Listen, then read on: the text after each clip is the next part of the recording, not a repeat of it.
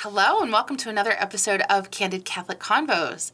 I'm so happy to have you here again with me this week, especially on this beautiful Mother's Day. Fun fact, did you know Mother's Day is the third highest selling holiday for flowers and plants? It squeaks in just behind Christmas and Hanukkah, but more people buy flowers and plants for their moms on Mother's Day than any other holiday.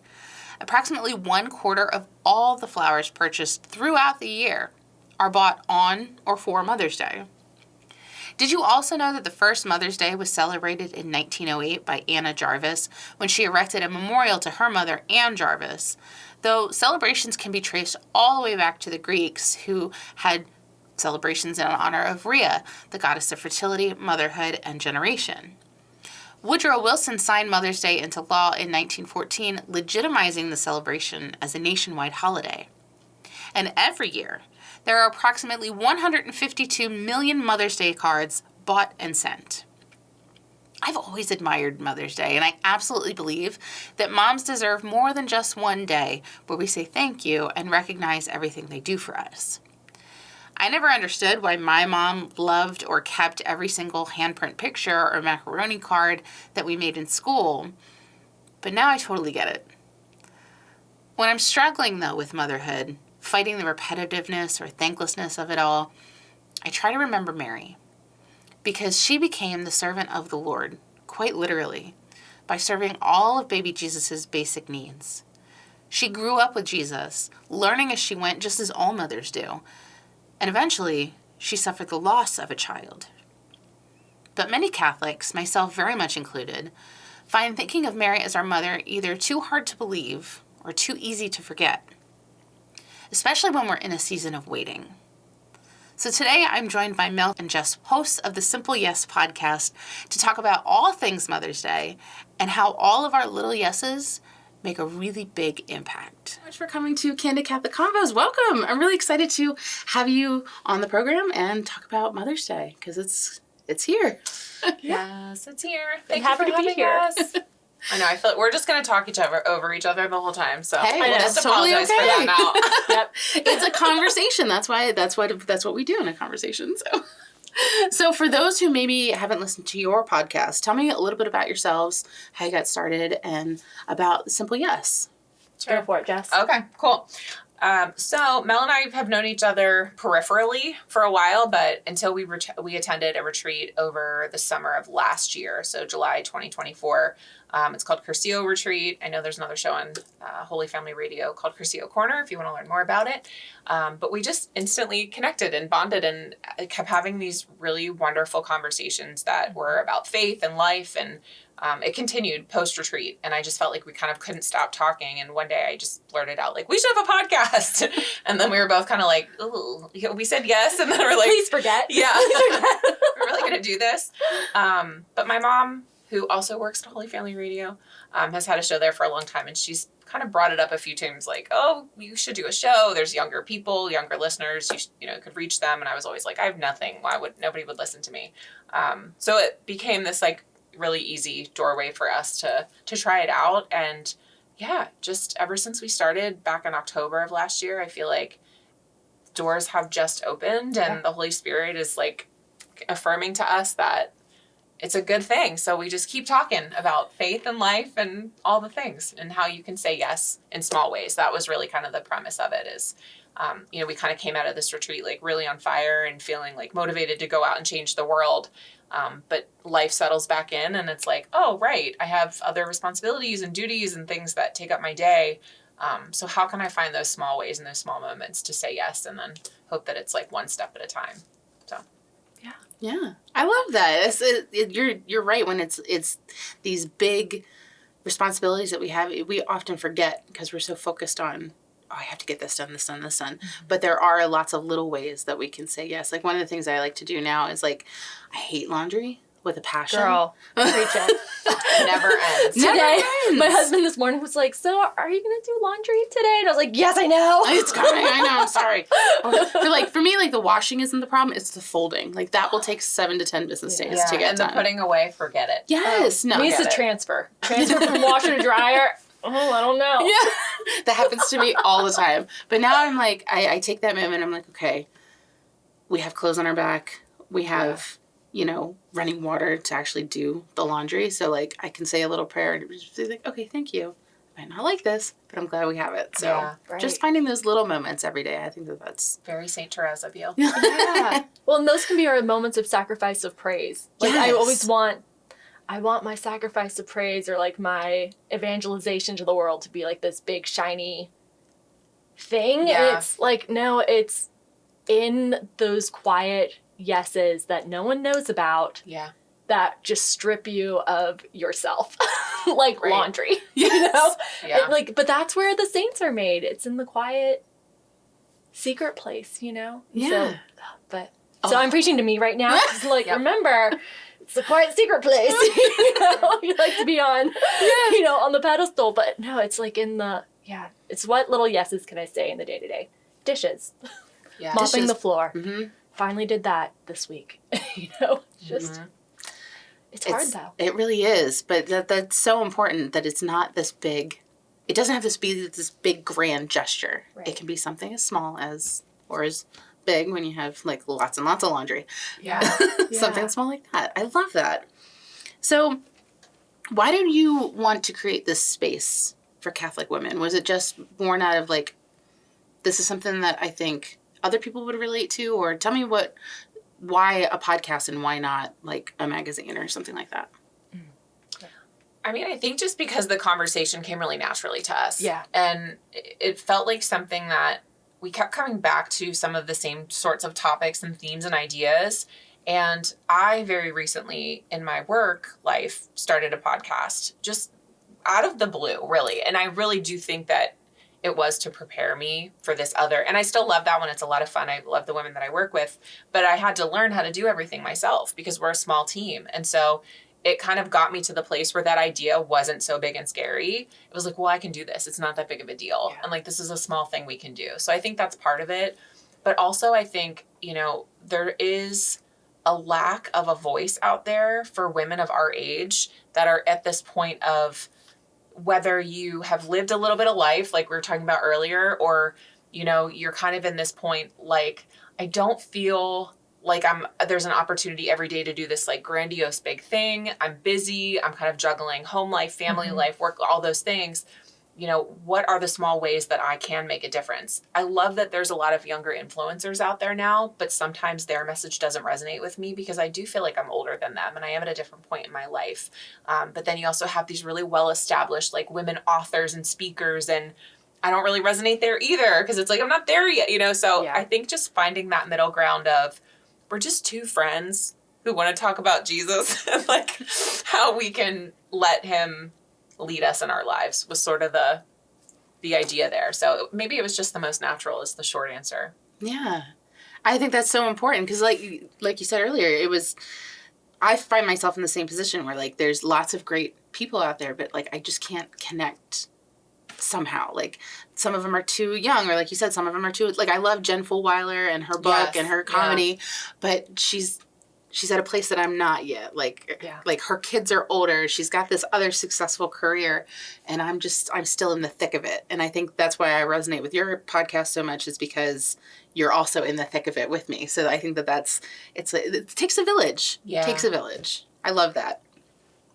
So talking about Mother's Day and like how Mother's Day looks different for everybody, I recently sat down and rewatched Greta Gerwig's Little Women. Like it's one of those books that I probably should have read when I was a kid but didn't, and now I'm such like a watching. Good book. It's that's what I hear is so good, and the way that she structured the movie is like a lot different from the book, from what I understand, because she makes it more like memories versus chronological. But in the movie, Meg March has this line that she says to Joe, which is, just because my dreams are different than yours doesn't mean they're unimportant.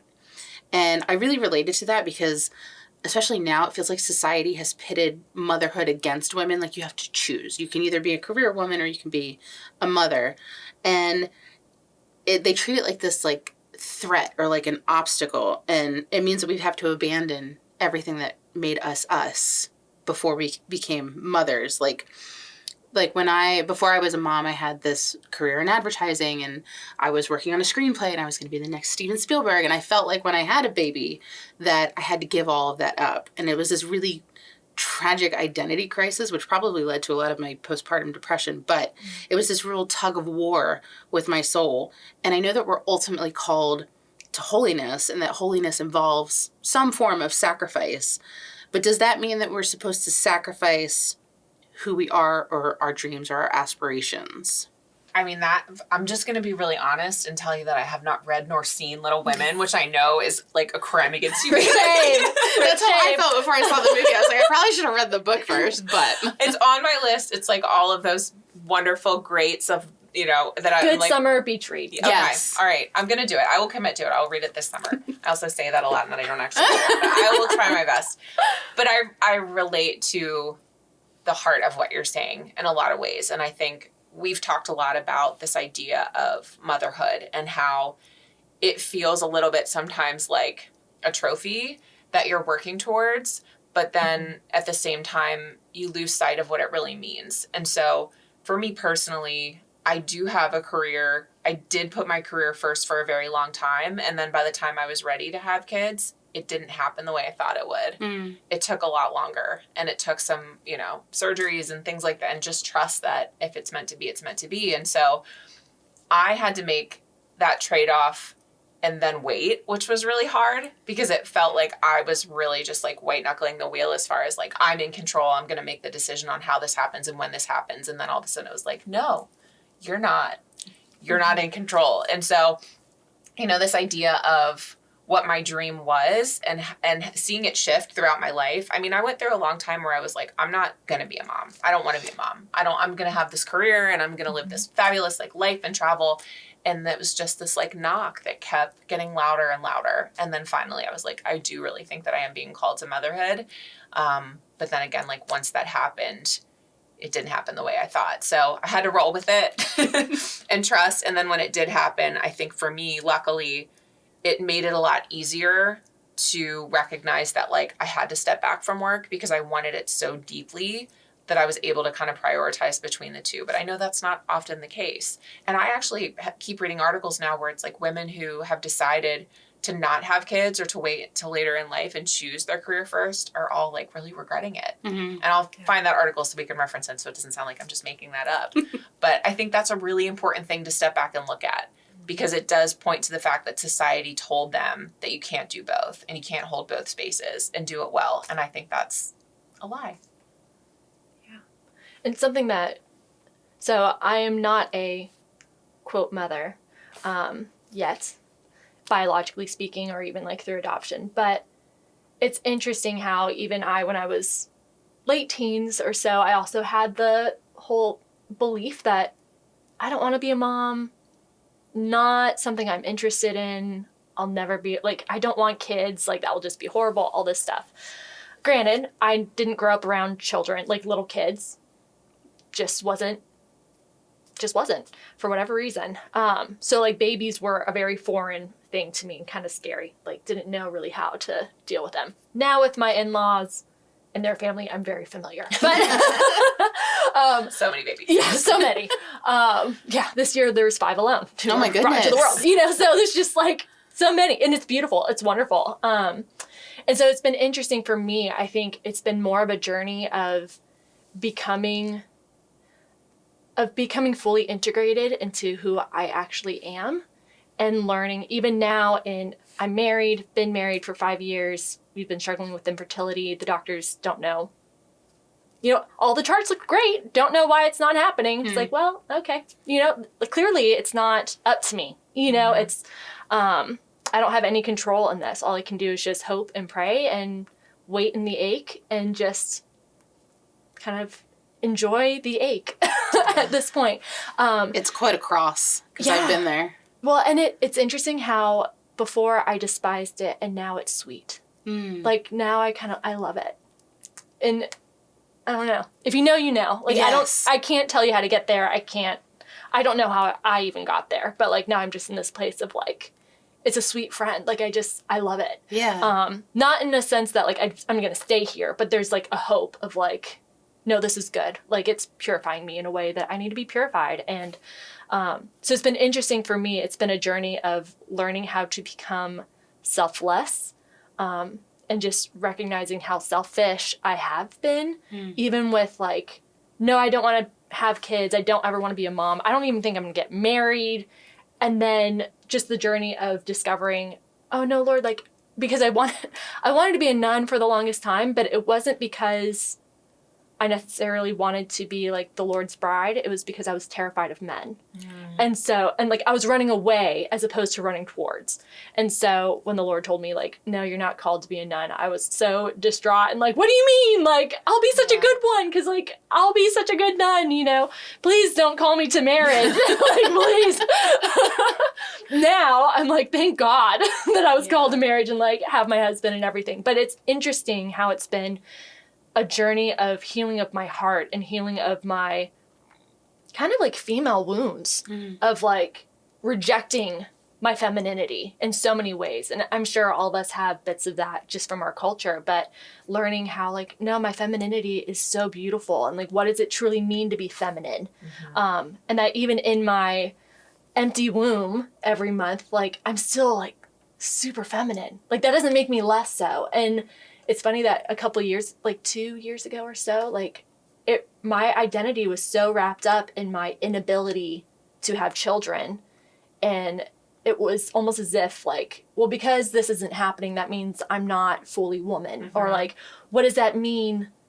Like, Lord, do you hate me? Because like you must, because I can't do the thing that women are supposed to do and like are created to do. And it's just been such a lesson of like, fruitfulness isn't this one category. Like now, if you do have children, either by adoption or biologically, like that is beautiful. Like it is amazing. And I don't want to detract from that beauty because it is worthy of honor. Like we went to my sister-in-law. They just recently had one of their babies baptized in the traditional Latin Mass, right? It was the most beautiful baptism. There was like a whole like rite for the woman coming back into the church and like being received back into the community after having childbirth. Like, because back in the day, you know, the moms probably wouldn't have come to mass for a few weeks until she was like, okay to come back. And it was just beautiful to see like how the church just so upholds mothers and like what a gift and beauty it is. I think years ago it would have totally like killed me and made me jealous. And now it's like, no, this is beautiful. But it's become me becoming less selfish and more selfless and like. Which is really motherhood. Yeah, I think like, right. It is. It's, you know, I think that's sacrifice is present no matter where you fall. Whether you have decided that you don't want to have children and that's a commitment in some way that you're going to use to serve the Lord or whatever, you feel like not called to it. And whether you're aching so deeply and it's not happening or you have them and now it's like, oh, you're the most important person. Like I have to put myself on the back. So I think it's just whatever part of the circle you're on, like you have to embrace the sacrifice and you have to embrace the release of that selfishness because otherwise it's like, you can't have both. Like motherhood doesn't exist with being this like very selfish.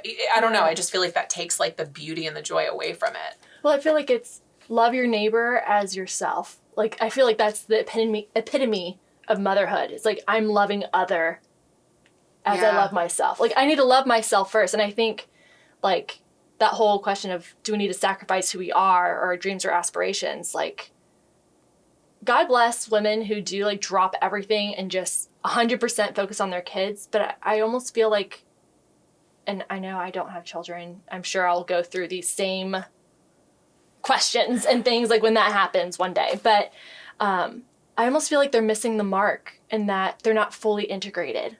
Like Our Lady was fully integrated. She would have had dreams and like gifts and things that she would have done. She wouldn't have denied God's gifts just to focus only on Jesus. I'm like breaking this down now in like real time. So I haven't like really parsed through this, but it's like, in order to like, I feel like being the best mother would be you being fully integrated and like at peace with who you truly are and like knowing what fills you up and like doing those things while also like loving your child, like loving your neighbor as yourself, like giving them that same Well, you have to give love. them an example. You Right, have to yes, show thank them. Yeah, I think that's what you're trying to say. And it makes me think of the fact that, like, so I coach my daughter's softball, my youngest softball, I coach basketball. And, like, when I went into it, they asked this question. It was from the diocese. It's like, why do you want to coach? And I was like, I just want to, like, be an example for these girls that you can do this really fun thing, but also like be a good person and like just be like an apostle for them, you know? Because I think, especially when it comes to things outside of religion class at school, and if you're blessed enough to have your kids in a school that does embrace their faith, like that's great, but like you still have to form them everywhere else. And whether it's your kids or somebody else's kids, like, I'm not just there for my kid. I am truly there for all these other kids that are on the team and teaching them lessons and trying to walk through these hard moments with them. So it is about this idea of, like, you have to model.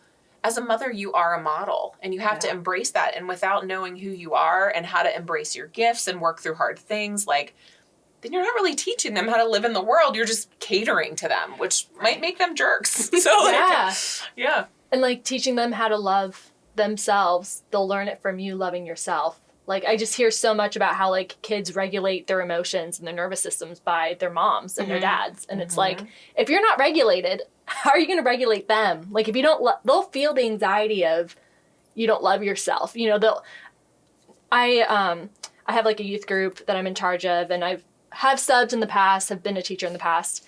And it's interesting just how intuitive children are. And, like, they know when an adult walks into the room and they're not, quote, safe. And I don't mean, like, a monster person, but somebody who's just in turmoil within themselves. Like, the kids pick that up.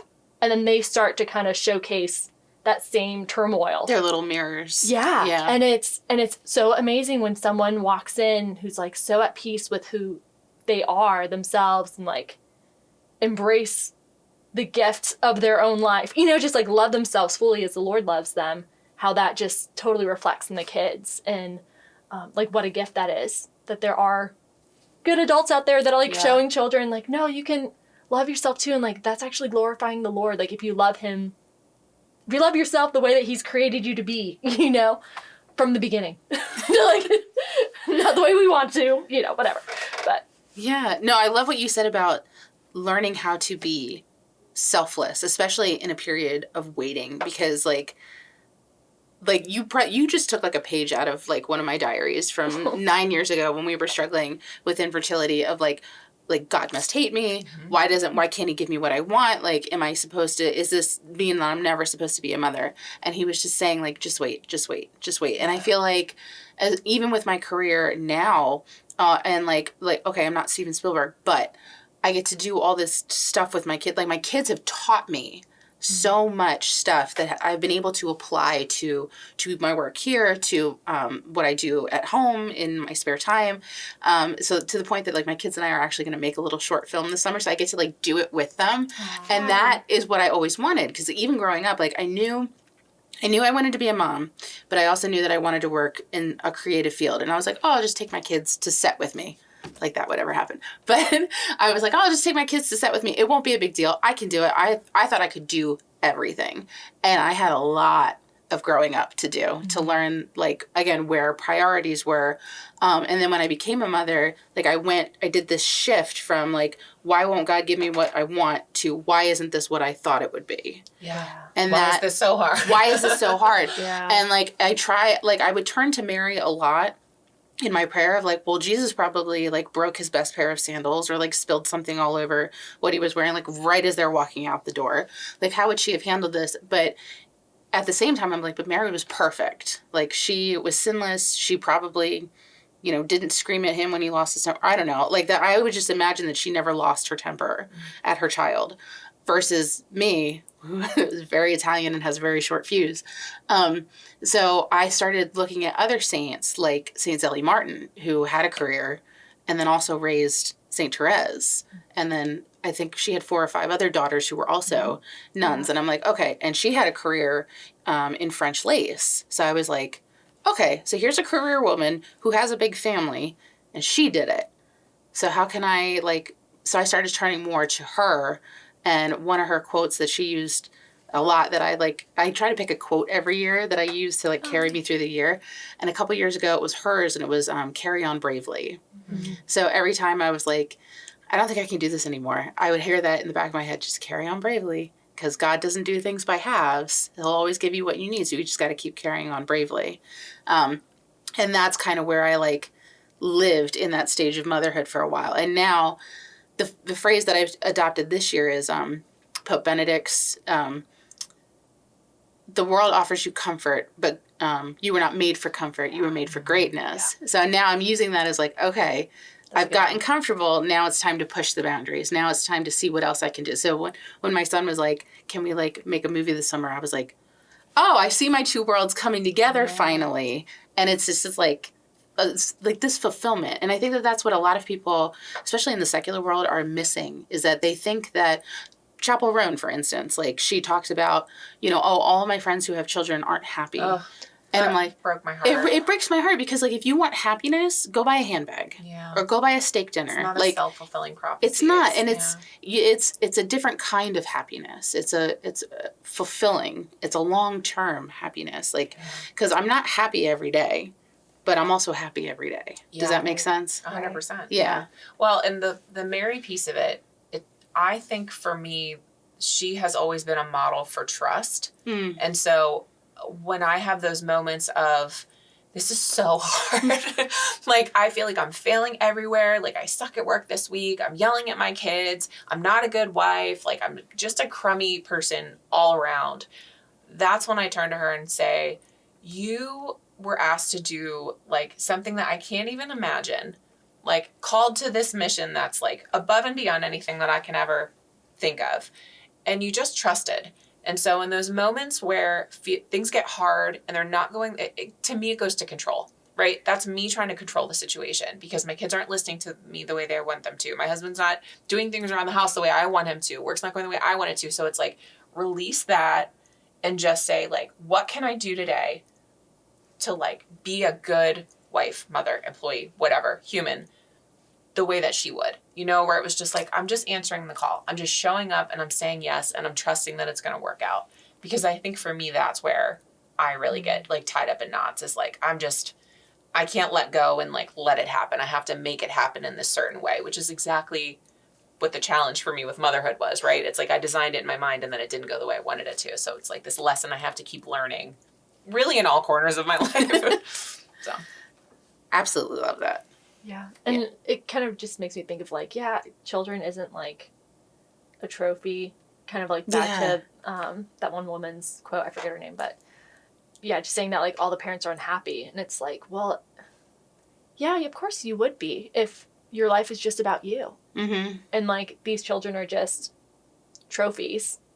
Cause they're accessories. They're accessories. Yeah. They're accessories. And like, there's that. And also like and I kind of fell into this category of idolizing children. So like first I idolized marriage, and then Lord had to strip me of that idol, because marriage isn't going to fix you. Marriage isn't going to fulfill you. Like only I, the Lord your God, can fulfill you, and like fill that ache in your heart. And like now then with children, it's like, now you've made that into an idol. Like, well, that will make me happy and that will fulfill me. And that will like be the sticker of like, yes, I am who I am made to be. And it's like, no, I am who I am because of him. Like, he's the one who fills me.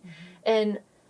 But if I'm stuck in like the children are an idol, I could so see how, my life would be miserable because they're not behaving the way I want them to behave. They're not doing the things that I want them to do. They don't have the personalities that I wanted them to have, like what's wrong with them that they're the way they are? And it's like, oh, wait till you get to pick Easter outfits and they don't want to wear them. And you're like, great, I'm a horrible person. I've been taking notes like from all y'all. But like, that's the kind of stuff where it is such a reminder, like, this is not, you did not create these people or help these people or be a model for these people to make you look good. Yeah. Same thing when I go out to a basketball game and it's like, and they lose. And it's like, well, I guess I suck. It's like, no. Were they good sports? Did they shake hands afterwards? Did they use good manner? Like, that's the stuff that I think you have to look for in the world, whether they're your biological children or spiritual children or, I mean, just friends that like need that maternal life with them. And we talked about that earlier. It's like, even before I had kids, I was always maternal. Even though I didn't even know I wanted to have kids, I was always that person where my friends would kind of come to me for that guidance and that mentorship. And I've really grown into that through my life and embraced it and learned how to use it. But for a long time, I made it this selfish thing. It's like, oh, people need my advice. That makes me really important. But it's like heavy as the crown, because then all of a sudden people keep coming back to the well and you realize, well, I'm not the one that can fill you, and that's a whole other, I've gone down another rabbit hole. Sorry. It's okay. I want to go back to Mary for a second because, we've talked about this, but Mother's Day can be hard, especially when you're in a season of waiting, or maybe, you don't have a great relationship with your parents, or you don't really have a maternal figure that meets what you expect. But Jesus gave Mary to us as our mother as well. How do we kind of work on building that relationship with her so that we can turn to her in more of a friend or a maternal sort of way, like when we're in the depths of despair, like I really don't want to do, or I can't control the situation? How do we turn to her in that way? I had a spiritual director one time tell me to ask Our Lady to place me in her womb with Jesus and just stay there. That's powerful. Yeah. And I had Mary at an arm's distance. I did not want anything to do with her. I mean, I wanted something to do with her, but at a distance. I didn't want to be intimate with her, heart to heart with her. But really just praying that prayer of like, Mama, please put me in your womb where it's safe. Like that just started like breaking stuff within me. Like I can't even tell you all the things, but like I just know I changed, and even my interactions with her changed.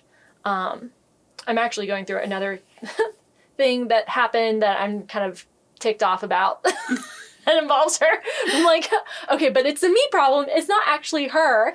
And so I'm trying to like slowly go back to like, Mama Mary, I'm sorry that like this thorn over here like really hurts, and I'm blaming you for it. And like, I need you to help me, because I want to be in relationship with you. Like, I know you're good. Like, I know all the things. Like, I just need help, and right now, at least, it's like just leaving myself there. Like, help me. But at least like with motherhood and things, like, just placing myself in her womb was, and that's a good reminder for me now. Like, I should do that again. Like, keep going back there, because that's where she'll, I don't know. That's where it's powerful, Like, the incarnation happened there. So, like, just place myself there anyway. Yeah. I feel like I've made a shift from really looking to her and saying, how can I be more like you? Mm-hmm. And how can I model you? To, Mary, be a mother to me. Like, I need you right now. I need you to, I have a wonderful relationship with my mom. She's like my bestie. Like, I'm very blessed. I have an amazing mother, but like, sometimes you just need that sense of like, you got me, and I can actually release this and like come to you and ask you to take my pains or my struggles or whatever and take them to Jesus, and he will listen to you. So like, that's a different sort of safe space, I would say. So that's kind of been how my relationship has changed. It's just feeling like I need her to help me in this place in my life. And like every person, like I have a great mother as well. But like every person's not perfect. Mm-hmm. So like we all need mothering. Like we all need, because there are places, like no matter how hard our mothers try to like do the right thing, like I'm convinced that probably all our moms like did the best that they could with what they had. Mm-hmm. Yeah, exactly. And they were probably like leaps and bounds better than their mothers, so it's just, and hopefully we'll become better mothers than our mothers, but we still won't become the perfect mother. And like only Mary can fill that gap, and only she can like mother us in the ways that we need mothered. And that was another thing too that spiritual director helped me with, was like, okay, like your mom was great, but like what are the places that she doesn't even know about that you're disappointed that she didn't mother you in this way, or like there's this lack, and inviting Our Lady to be the one to fill the lack and to like soothe kind of those bumpy places. That's been really helpful too, to just like invite her in, of like, mother me, be my mother. What about you? Yeah. That's kind of what I I struggle with I'm still with the keeping at arm's length, like, especially because, like, I've over the years had a very tumultuous relationship with God, and I still, like, growing up and going through Catholic school, like, there's this comedian, I can't remember her name, and it's not Jen Fullweather, but it's another comedian, and she jokes about how Southern Christians consider themselves different than Catholics. Like, they're like, oh, well, I'm Christian, you know, because I'm Catholic. And they're like, that's nice, but I have a personal relation. Like, they will talk about God like that. Like, he's your best friend that you could just pick up the phone and call. But when I was growing up, it was like, you need to contact all these people before you bother Jesus with your problem. So I still kind of see it that way of, like, I don't want to bother Jesus. And that's something that I always have to overcome, of, like, that my issues are not as important as starving children in Africa, kind of thing, right? So I'm still working on trying to, like, break through that. But one of the prayers I pray over my children is that I ask Mary to take them under her mantle and show them the way to Jesus, to, like, introduce my children to him. And I think that that's something that, like, my sister-in-law is Baptist, and she was asking, like, why we pray to the saints or why we pray to Mary. And it took me a minute, but, like, one of the ways that I explained it was like, okay, well, imagine that you're in trouble with your mom or your dad. So you go to your cool aunt. It's like, hey, can you help me out here? And the cool aunt's like, I got you. And they run interference for you. Like, that to me is what praying to the saints is. Or, like, hey, I need to borrow $20, but, like, I don't want to ask Dad, so can you, like, butter him up for me so that when I go to ask him, he's a little bit more willing to open the wallet. So that's how I explained it to her, and she seemed to get it. And I'm like, I guess that works. So, but, like, that's, especially, like, with the building a relationship with Mary, it's kind of like, it's just like in real life, it's a relationship that you have to foster and nurture. And it's, like you said, when you keep them at arm's length, it's very difficult to break down that wall. So I'm at that point where I'm working on breaking down the wall and, like, trying to not feel weird about praying like that. It's funny because I had a really good relationship with Mary for a long time. Like, I almost feel like I had a better relationship with her than I did with Jesus for a very similar reason. Like, he felt very inaccessible to me. And I think it comes down to that, like, worthiness. Like, I'm nobody. Like, he doesn't need to hear from me. Like, I'm good, I'm fed, I'm alive, I'm walking, like, I'm good. But recently, I think that's really flip-flopped for me. And so now I'm trying to work on how to have both and how to maintain the relationship with both. Because I do feel now that, like, my relationship with Jesus, that has grown leaps and bounds so quickly, I don't know that I brought Mary along in that. So it's like I'm trying to figure out how to translate my friendship with her to my friendship with Jesus, and I don't know. I'm not there yet, so I haven't figured it out. But remember, if you're closer to Jesus, that makes her, like, so happy. Yeah. So like, maybe that's it. She's like, you're good. Yeah. It's like she doesn't need to be on the same level. Yeah. That it's like she's the spouse of the Holy Spirit, and, like, wherever the Holy Spirit is, she's there. Yeah. Which is, like, mind-blowing. Like, she's not God, but, like, because she's in union with him, like, married to him in human terms, like, yeah, wherever he goes, she goes. Yeah. Like, and I love thinking about that, like, Mary taught Jesus how to pray. If you think about it. So, like, when we're close with him and we pray to him, she's like, I did a good job. All my babies are praying. Yeah. Yeah, absolutely. What about, like, when... Can I just add that? Yeah. Like, you were kind of talking about, like, not wanting to bother Jesus or, like, bother Our Lady. Like, you're not a burden. And I so struggle with that, too, of, like... And I think just in our culture, we just so get that ingrained in us that, like, we're all little burdens running around, try not to burden anyone else. Like, I say, excuse me, sorry, like, all the flipping time. Like, what am I apologizing for? Breathing? Standing there in line at the checkout counter? Taking up space, Yeah, taking up space. Like, what? Like, why? Yeah. Why? Like, what in us, like, what in us believes that lie that we're such little burdens? And, like, that the Lord, the God of the universe, the one who created us, who formed us, you know, who, like, knew us even before, like, he created anything, like, from eternity, he, like, knew us. Like, we're not a burden. You know, like, he loves us, like, he wants the relationship. And, like, the hard work is figuring out in my heart what blocks have I put up or what lies have I ingested and what lies do I believe. And it's, like, breaking free of that mold that I've made for myself through, and I know a lot of it is like through self-protection, you know, like people have hurt me, I've gotten burned, so put up the wall. Like, oh, I got burned again, let me put up another wall. Yeah. Or like, this was disappointing, let me put another piece of armor on to protect myself. And it's like the constant work of, okay, let's take off the armor, let's take off all the different layers, and just like allowing myself to be seen even by my own self. Like there are places that I don't even want to see, that's like too hard or too painful, but like the Lord wants to enter into that, and like Our Lady wants to help facilitate that healing, you or know? if you still think about her like a mom, like she wants to kiss the boo-boo. Yeah. You know?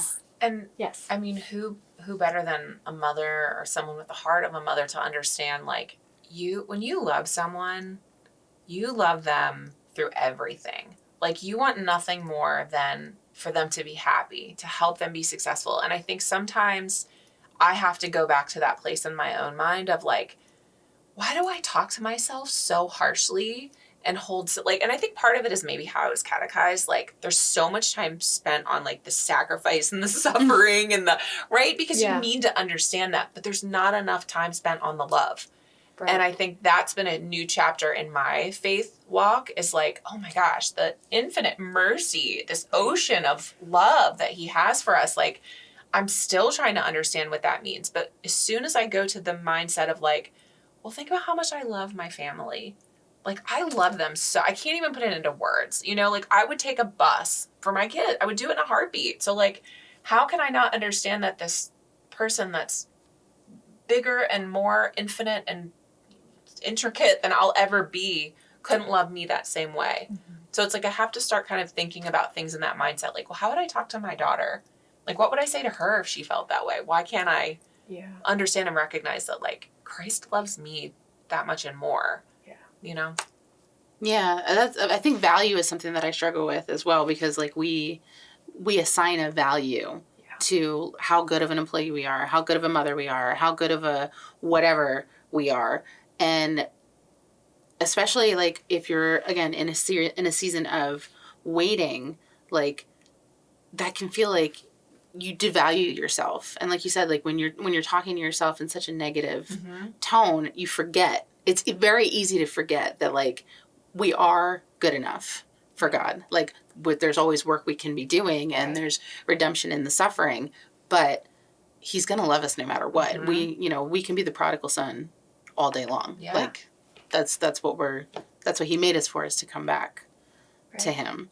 And it's just, it's a constant process of like telling yourself and praying over the fact that like, what's going to make me good enough? It's like, you existing is already enough. Yeah. Yes. And that's such a powerful reminder to like, how would you talk to your kids? How would you like, I wouldn't go tell my son that like, you're a failure because you lost the game or you got whatever grade on, did you try your best? Cool. And that's all I ask of you. Right. And I'm going to love you no matter what. Right. You can come home and like have F's all the way down the line. And like, oh, I'm not going to be happy about it, but I'm not going to like kick you out of the house for it. Right. And all of those moments are opportunities to show Jesus to other people. Mm-hmm. And like that in itself is mothering. Right. Like just showing Jesus to other people and letting that be healing for them and letting him do what he needs to do, but just like being the vessel, because that's what we are. That's women, we're the vessels, we're the receptors, we're the ones that birth life into the world. Yeah. Like what better life than his? Right. And sometimes that means having hard conversations with people and being like, I see where you are now. I love you where you are in the here and now. But like, I see that there's so much more for you. Like have that metanoia, have that like turning around moment, like have that reconciliation, like, but I'm here until like you make that move or whenever you make that move, and I'll walk with you towards that. But like, know that I love you, not just I love you where you are now, but I also love you enough to not want you to stay there. And that's what Jesus does too. Like, he loves us where we are, but also loves us enough to not want us to just stay where we are. Like, to have that prodigal son moment I'm sure multiple times a day. Yeah. Having different prodigal son moments. And like, there's always room. And just like the beauty of how women can have those conversations, not in like a harsh way, but like in a soft, gentle, kind, loving. Yeah. Like, I see you, I see the hurt, but also like, take my hand, like let's blow this joint, you know? Yeah. I got you. Let's go. Yeah. It's a village moment. It's a village moment. Yeah. Like I always say, it takes a village, and like it takes a village to raise a mother as well, or to raise a human being. It's just you can't do it alone. Well, and our culture has so gotten away from, I mean, the norm of having family around, and it's like you're cooking dinner and your sister's there and you hand a baby and the cousins come in and clean. Like, we don't have that anymore. Somewhere along the line, it was like success means doing it alone. Mm-hmm. And we abandoned that idea of like, it's okay to ask for help. It's okay to have people around you to lean on, to be that comfort for you and that support for you. And, you know, I think the more we can remember as women to come together and do that for each other, because it is hard. It is hard to be a woman. There's different expectations set on you than there are for men. And I'm not saying it's not hard to be a man too, but, you know, you need that space of like, I see you and I understand what you're going through. My husband recently told me he listened to something, so I don't know what it was, but I feel like I've kind of heard little snippets of this too, of like the whole like the husband leaves the home to go work and the wife like stays at home and like is the housewife or even like has another job. Like, that's kind of a recent development. I heard that too. I forget what podcast it was, but they were like, back in the day, like if you had a job, like the man and the woman like worked together. Yeah. Yes. So it was a family business. Yes. Yeah. So now my husband's like, you should work. Like, we need to work together. It's a natural that we're separated. I'm like, yes. Well, it's my business partner talks about that because her and her husband always worked together before he passed. And she's like, it was awesome because we had no small talk. It was like we talked about our family or we talked about work, and there was no like, how was your day? Good. How was your day? Tell me about all the things and the people that I don't know anything about, and I'm just going to pretend to care and smile. You know, because we do it. It's like we have so much space in our minds and our brains and our conversations in a day. Sometimes you just have to let somebody talk and not. But yeah, what a beautiful thing to be able to like experience and share in all of those moments. Not saying that's possible for everybody, but yeah. That's I always like looked up to my parents because they both were teachers at the same school teaching science.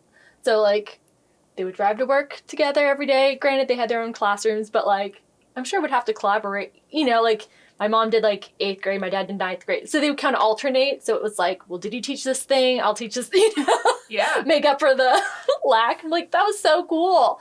And so many people were like, that's weird that they like work together. I'm like, that was like the best because they were off at the same time. We all had the same vacations because they were also teachers. So like, I was kind of homeschooled in a public school setting, but it was just like cool. Sorry, we're kind of getting off like the motherhood thing, but just like seeing kind of that relationship, and even like my mom, like even coming home from a day's work and like just loving us kids, and then like going straight to like cooking dinner and having us like enter into cooking dinner with her and like doing homework together and bedtime prayers, clean up. Like, I don't know, it's just like kind of cool, that little ecosystem. Yeah.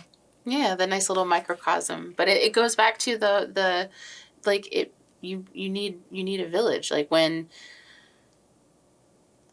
like you mentioned like having like enough mental capacity by the end of the day. Like my husband's in the Army, and when he comes home and he like spouts all the Army jargon, I'm like, that's great. Yeah. It sounds like a rough day. But when you're together and when you're in the thick of it together, you can really like cut down on all that small talk and really get to the meat of the conversation, or like the meat of like, here's where I need help, or like what we started doing at home because our lives are so starkly different at times, especially if he has to travel a lot for work, is we do this thing called hear you or help you.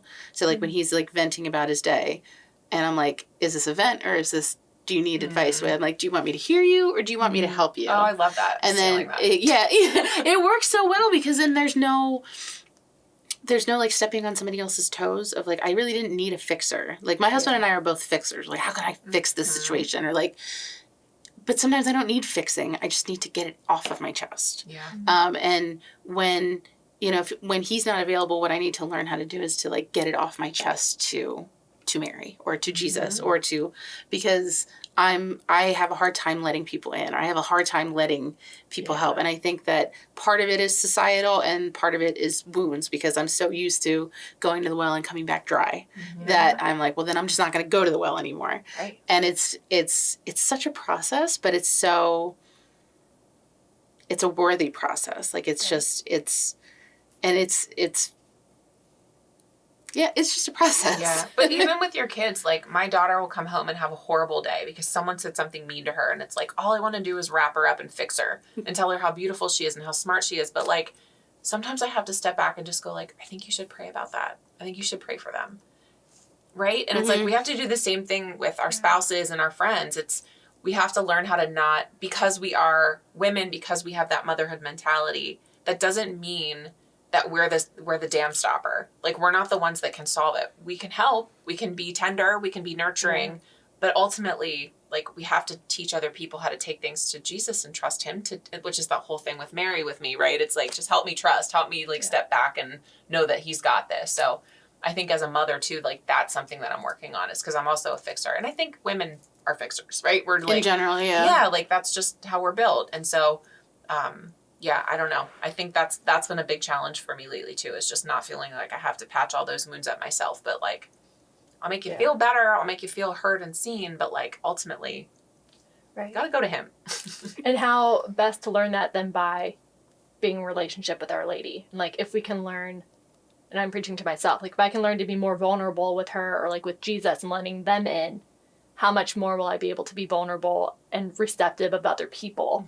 Because I've been received by the ones who it matters most, you know? And like they can fill every gap. And like, okay, now I'm free to love the person in front of me and like listen and bring them along, facilitate the relationship with Jesus and like, all right, yeah, you had a crappy day. We need to like maybe talk about it, but like, are we just going to talk about it, or like let's redirect to the ultimate solution? Well, and eventually there's going to be something that you can't fix. Right. So you're setting everybody up for failure at that point, because it's like they're going to walk away disappointed. You're going to walk away disappointed. So if you can start to plant that seed and build that understanding of like, we can't solve this here. We can work on it. We can do our best. But like teaching people how to take it to God, I think, is a bigger step forward than like run to mommy. Yeah. Which we all want to do. We all want to do it. I still do it. Oh, I love it. This has been such an amazing conversation. And I just want to ask one more question, which is, where can we go to listen to more of Simple Yes and like find out more about you guys? Yeah, you can go on our website. It is simple-yes.com. And on there we have all of our information. You can find us on YouTube.